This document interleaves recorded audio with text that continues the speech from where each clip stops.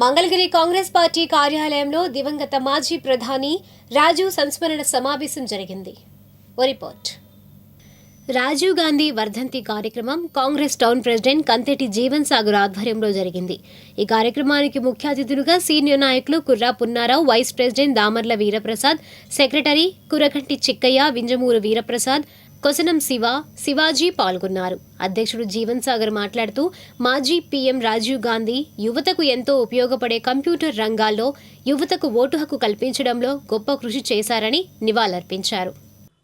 భారతదేశ ముద్దుబిడ్డ దివంగత మాజీ ప్రధానమంత్రి అయినటువంటి శ్రీ రాజీవ్ గాంధీ గారి వర్ధంతి కార్యక్రమం అనేది మంగళగిరి కాంగ్రెస్ పార్టీ కార్యాలయంలో సీనియర్ నాయకుల మధ్య జరుపుకోవటం ఎంతో ఆనందంగా ఉంది. ఈ రోజున భారతదేశ ముద్దుబిడ్డ అయినటువంటి స్వర్గీయ రాజీవ్ గాంధీ గారు భారతదేశాన్ని పరిపాలించిన తీరు, యువతకు ఉద్యోగాల విషయం అయితే కానీ, యువతకు అధునాతనమైన రంగంలో కంప్యూటర్ లాంటి అధునాతనమైన రంగాన్ని పరిచయం చేయటంలో కానీ, వ్యవసాయదారులకు టెక్నాలజీ విషయంలో కానీ, యువతకు ఓటు హక్కు కల్పించే విషయంలో కానీ, ప్రజలారా గమనించండి, దళితుల ఏరియాలో కరెంటు విషయంలో అయితే కానీ, ఉచిత ఇల్లు విషయంలో అయితే కానీ స్వర్గీయ రాజీవ్ గాంధీ గారు, మాజీ ప్రధానమంత్రి రాజీవ్ గాంధీ గారు తీసుకున్న చొరవ భారతదేశ దశను మార్చిన విషయం.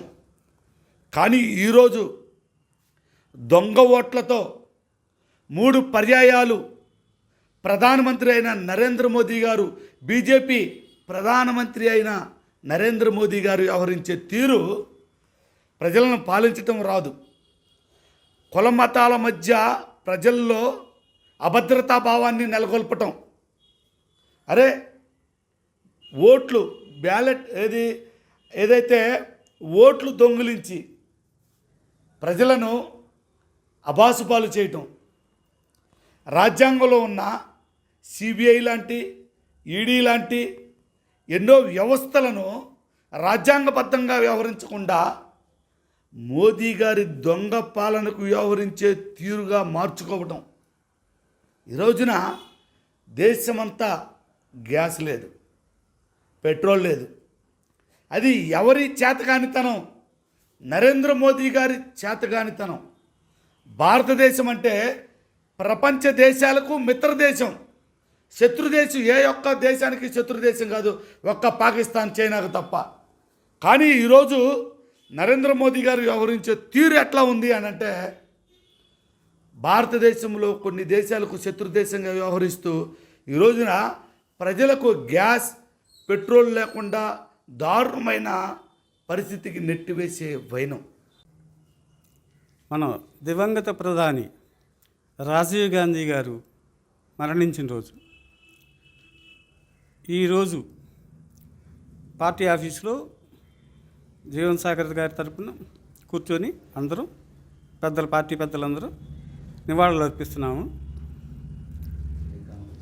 మళ్ళీ ఎలక్షన్ వచ్చేటప్పటికి రాహుల్ గాంధీని ప్రధాని చేసుకుంటాము అనే దృఢ నిశ్చయంతో